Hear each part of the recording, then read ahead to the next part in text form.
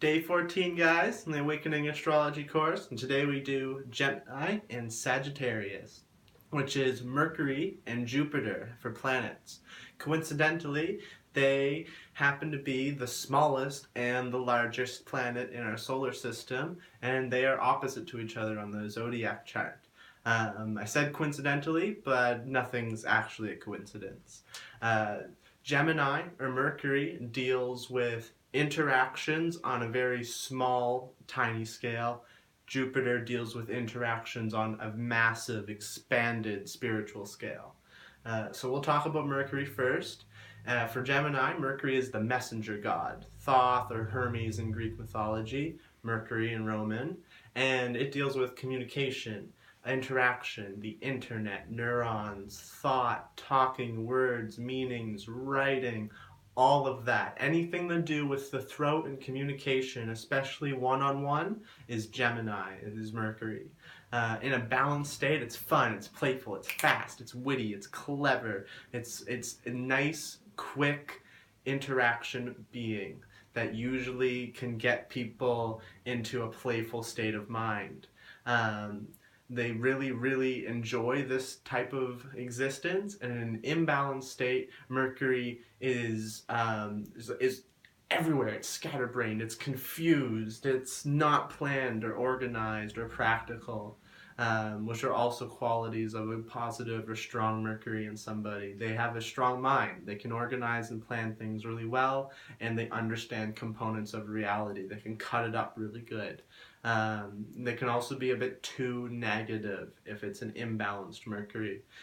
Jupiter, on the other hand, in Sagittarius, is the optimist. It just likes to give love to people, to be benevolent, to be generous. It doesn't need reasons and logic for living and experiencing as it does.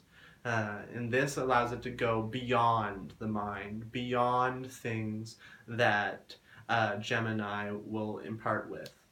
Sagittarius is long distance travel. Gemini or Mercury is short distance travel. Jupiter being the hugest planet, dealing with expansion, luck, wisdom, truth, spirituality. I've said all these things before in other videos, but this time I'm just honing it in on Sagittarius and Jupiter and its relation to Gemini and Mercury.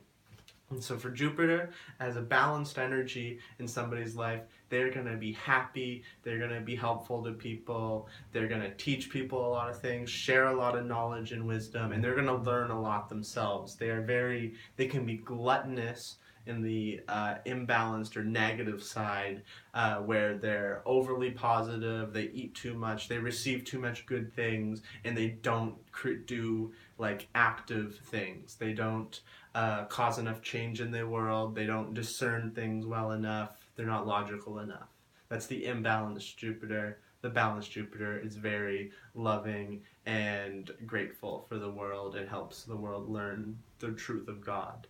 Um, which is everywhere. It's in everything, it's in every moment. Whether you talk to a close friend and learn truth through words and meaning, or you travel to China and like meditate on a mountain with a guy with a really beautiful long beard, you'll find the truth regardless. And Gemini and Sagittarius are just two opposite ways and opposite signs of how to do that. Tomorrow we're going to focus on Cancer and Capricorn, and I'll see you then.